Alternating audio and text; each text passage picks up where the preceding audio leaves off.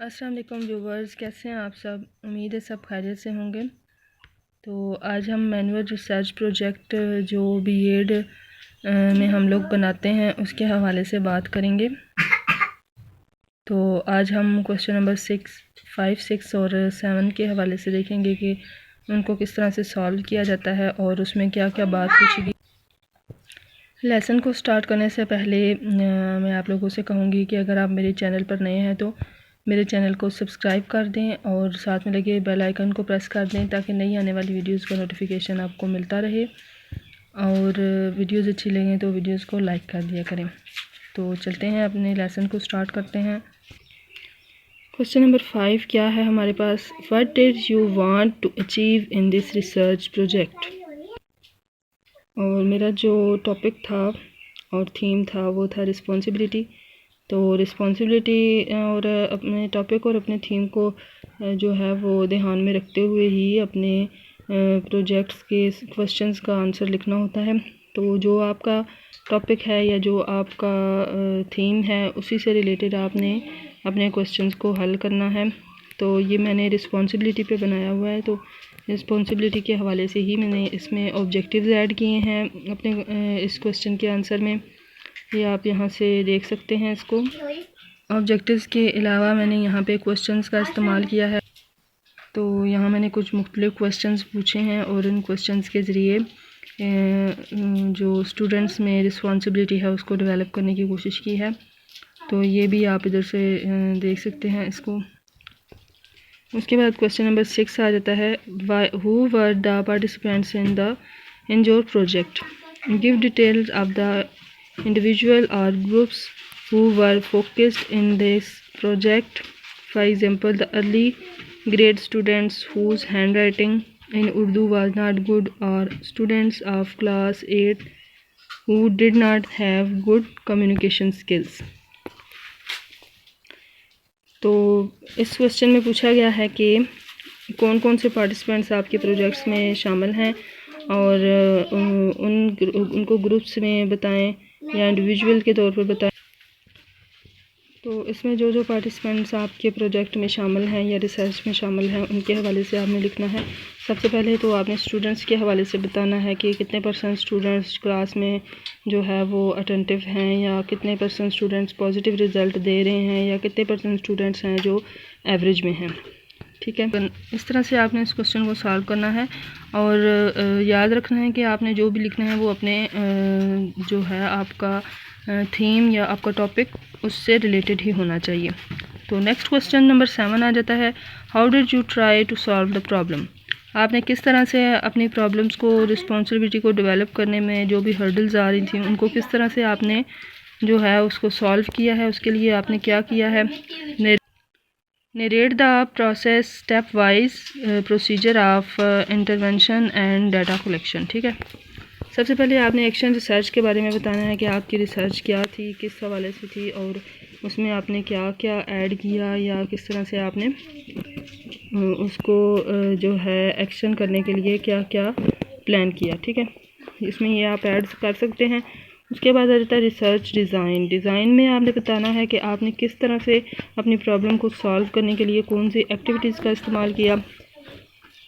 जैसे I solve this problem by activity, I try to solve this by games, group discussion, guess the emotion और debates.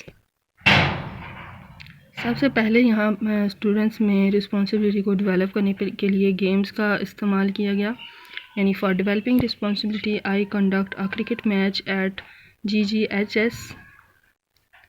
whole class involved in the match. Everyone tries to understand situation and explain in efficient manner. I discuss the situation and get the opinion according to whole situation of match. At the end of match, I allot a situation to whole class and ask to explain their opinion. I feel that 65% student explain this thoughts in very excellent way। ठीक है, उसके बाद debates के ज़रिए responsibility को भी हम develop कर सकते हैं बच्चों में। डिबेट्स के ज़रिए किस तरह कर सकते हैं। For the other day, I allowed the topic of Kashmir's freedom of debates on the Very first day, next day I conduct a debate in the class on topic of Kashmir. Every student express about the Kashmir warmly, but some students have no information about the Kashmir due to rural area. I satisfied because about 76% student clear their thoughts and also communicate with other students. इसके बाद guess the emotions के ज़रिए भी हम बच्चों को जो है वो encourage कर सकते हैं. This is the fun competitive game that's concerned with getting participants to become more aware of their feelings or emotions. Participants are split into teams and act out an emotions such as fear, smile, anxiety, awkwardness, anger, humiliation, determination, etc. Total group will try to guess that the emotion are. उसके बाद classroom discussion भी एक ऐसा तरीका है जिससे हम बच्चों को बोलने पे इनकरेज कर सकते हैं और उनको इस साइड पे ला सकते हैं कि वो जो है अपने डिस्कशन को जो है इम्प्रूव करें और अपनी बात को शेयर करने का मौका उनको दिया जाता है. उसके बाद डाटा कलेक्शन आ जाता है. डाटा कलेक्शन में जो है वो उसमें बताया जाएगा कि रिस्पॉन्सिबिलिटी को किस तरह से बच्चों में डेवलप किया गया और कौन कौन से तरीके को इस्तेमाल किया गया और बच्चों ने किस तरह से उसमें पार्टिसिपेट किया. उसके बाद डाटा एनालाइज आ जाता है.